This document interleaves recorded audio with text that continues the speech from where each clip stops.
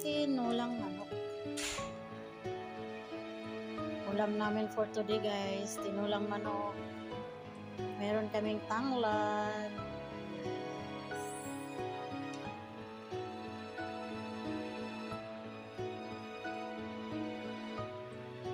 Sa mga driver, fried chicken.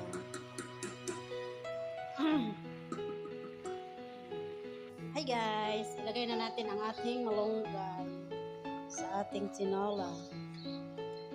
Our ulam for today, tinulang manok with malunggay. Okay? Ilagay na natin. Ilagay na ang malunggay sa aming tinulang manok.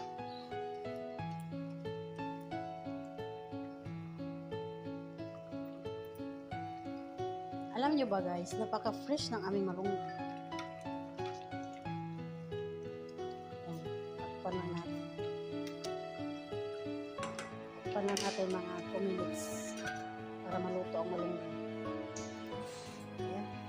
So, thank you guys. Ready to eat na kami.